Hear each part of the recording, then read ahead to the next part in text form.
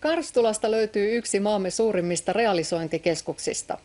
Vanhaan työväen taloon 12 vuotta sitten perustetusta myymälästä on tullut kansainvälinen nähtävyys. Myynnissä on satoja tuhansia tavaroita ja muun muassa vinyylilevyjä tullaan ostamaan Lontoosta saakka.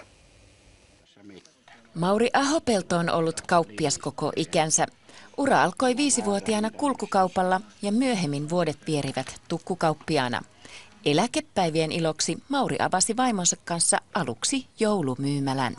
Tiedustelin sitten täältä tutuilta, että onko täällä tiloja, ja täällä oli tämä työväentalo sitten vapaana, ja sitten kun joulumyynti loppui, niin tiedustelin, että voisiko jatkaa, ja tässä nyt on oltu 12 vuotta sitten.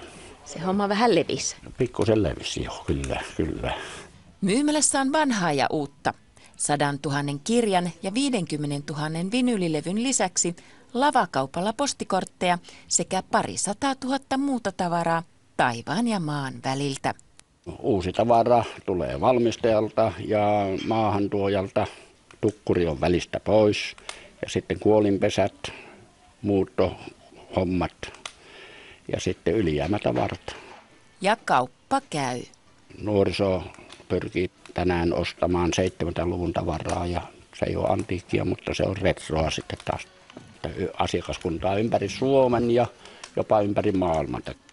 Mauria ei hämätä. Silmä on harjaantunut erottamaan arvotavaran. Tuossa eilenkin eräs kauppas lasitavaraanta on Iittalaa paljon, ja minä katsoin sitä ja sanoin, että tämä on ranskalaista. Mistä tiesit? Minä sanoin, että kyllä minä näen nyt päätä. Ei mun tarvinnut katsoa. Sanoin, että se on ranskalaista.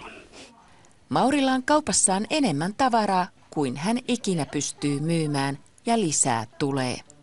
Tämä on niin kuin sanotaan nyt harrastus, ja sitä jos jää sohvalle maata, niin sitten ei pääse kohta mihinkään. Ja tässä mennään niin pitkästi kuin pääsee, että se on niin kuin elämäntapa ja nuppikin pysyy kunnossa.